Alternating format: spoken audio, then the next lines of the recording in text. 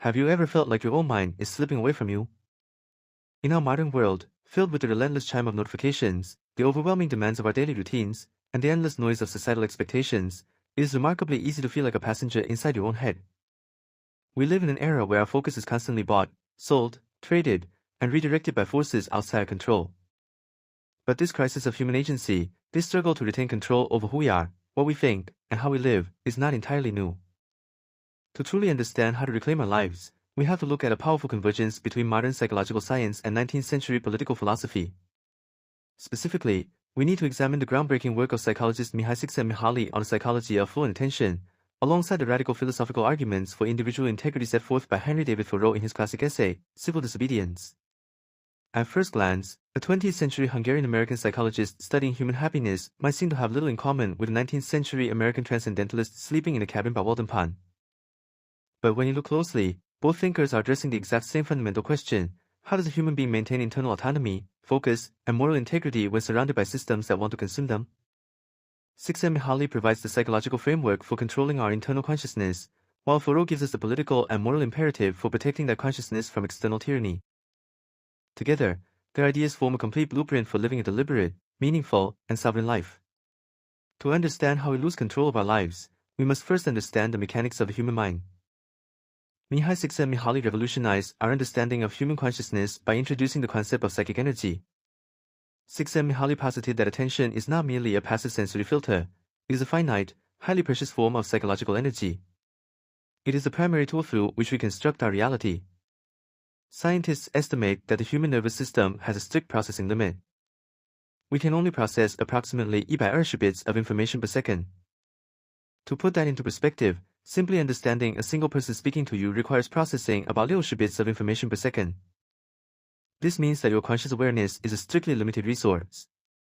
Because consciousness is entirely formed by what we choose to attend to, the allocation of this psychic energy becomes the single most important adaptive issue for any living organism. What you pay attention to becomes your life. If you spend your energy on anxiety, anger, or superficial distractions, your subjective experience becomes anxious, angry, and superficial. When we lose control over this allocation, we enter a state that Csikszentmihalyi calls psychic entropy. Psychic entropy is a condition of internal disorder where information coming into consciousness conflicts with our existing goals or overwhelms our ability to process it.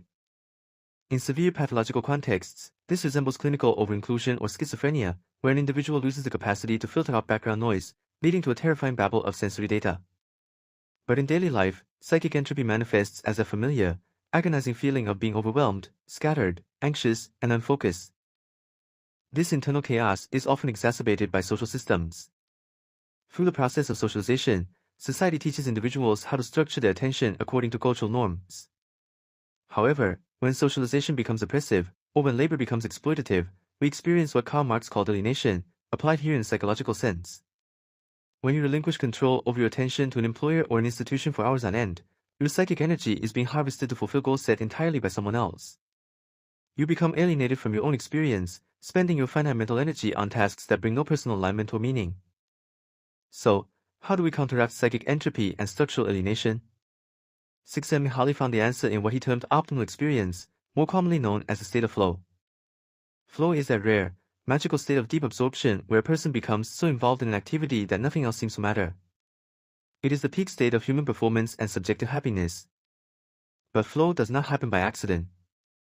It occurs under very specific conditions, namely, when there is a delicate balance between the challenges presented by activity and the skills an individual possesses to meet those challenges. If the challenge is too high relative to your skills, you experience anxiety. If the challenge is too low, you fall into boredom. But when high challenges meet high skills, you cross the threshold into flow. When an individual enters the flow state, 6 distinct characteristics emerge. First, there is a complete merging of action and awareness. The actor and the action become one. A musician does not feel separate from the instrument, and a climber does not feel separate from the rock face. Second, there is an intense centering of attention on narrow stimulus field, completely shutting out irrelevant thoughts and external distractions. Third, self-consciousness and the ego completely disappear. You are no longer worrying about what people think of you, nor are you evaluating your performance in real time. Fourth, you gain a profound sense of control over your actions and your immediate environment.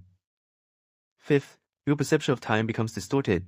Hours can feel like mere minutes, or seconds can stretch out into eternity. and finally, the activity becomes autotelic. The word autotelic comes from the Greek auto, meaning self, and telos, meaning goal. An autotelic activity is one that is intrinsically rewarding. You do it simply for the sheer of doing it, without needing any external reward, status, or compensation. To study these phenomena in real-world settings rather than artificial laboratories, Csikszentmihalyi invented a pioneering research technique called the Experience Sampling Method, or ESM. Participants in these studies were equipped with electronic pagers that went off at random intervals throughout the day.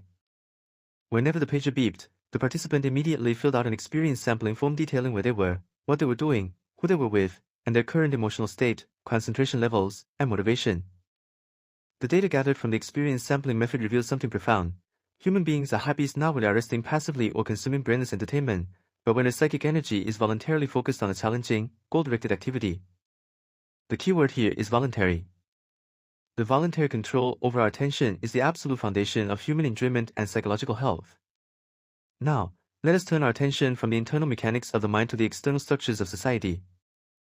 How do we protect our capacity for deliberate living when external institutions attempt to claim ownership over our attention, our bodies, and our moral agency? For the answer to this, we turn to Henry David Thoreau. In the mid-19th century, long before modern positive psychology was born, Henry David Thoreau engaged in one of the most famous experiments in self-directed living in human history. Rooted in the philosophy of transcendentalism, Thoreau believed that the human individual is a microcosm of the natural universe. He believed that modern society, with its relentless pursuit of material wealth, artificial status, and political bureaucracy, was clogging the human spirit with superficial baggage.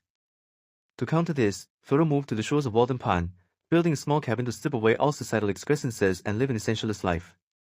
Thoreau famously explained his decision by stating that he went to the woods because he wished to live deliberately, to front only the essential facts of life, and see if he could not learn what he had to teach, and not, when he came to die, discover that he had not lived. In psychological terms, Thoreau was engaging in a radical reclamation of his psychic energy. He refused to let society dictate what details should occupy his bits per second of conscious awareness.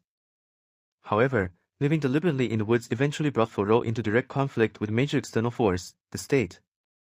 This conflict inspired his masterpiece, Civil Disobedience, originally published under the title Resistance to Civil Government. Thoreau began his critique of political authority by endorsing the well-known motto, that government is best which governs least. In fact, Thoreau carried this logic to its ultimate conclusion, stating that government is best which governs not at all. Thoreau did not view government as a sacred or divine institution. Rather, he defined government as an expedient, a temporary tool, a machine designed by the people to execute their collective will. However, Thoreau pointed out that this tool is dangerously liable to abuse and perversion before the people can act through it. As evidence, he pointed to the Mexican-American War and the legal protection of chattel slavery, two instances where a powerful government was executing policies that violated the fundamental moral conscience of countless citizens. Thoreau was particularly scathing in his critique of how the state maintains its power through standing institutions, specifically the standing army. He argued that the men who serve the state as soldiers, sailors, and officers do not serve as human beings possessed of moral judgment. Instead, they allow themselves to be reduced to mere machines. They serve the state with their bodies, marching in lockstep, surrendering their free will and moral agency. Thoreau wrote that such men put themselves on level with wood and earth and stones, acting as small movable forts rather than autonomous, conscious individuals. By surrendering their ability to evaluate the morality of their actions, these soldiers become unwitting instruments of organized violence and injustice. Furthermore, Thoreau dissected the democratic concept of the rule of the majority.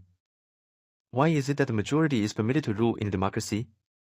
Is it because the majority is most likely to be morally correct? Thoreau answered with a resounding no. Majorities rule simply because they are physically the strongest force, not because they possess superior wisdom or justice. A government in which the majority rules in all cases cannot be based on justice. For Thoreau, conscience, not majoritarian consensus, must be the ultimate authority for human action. This brings us to Thoreau's central thesis, the moral duty of civil disobedience. Thoreau argued that every citizen has an obligation to prioritize their personal conscience over statutory law. If a law is merely a minor friction in the machine of government, one might let it go. But if the law is of such a nature that it requires you to be an agent of injustice to another human being, if it requires you to actively support oppression, slavery, or aggressive war, then Thoreau asserts you must break the law. You must let your life be a counter-friction to stop the machine. Thoreau did not merely theorize about this responsibility, he put it into practice.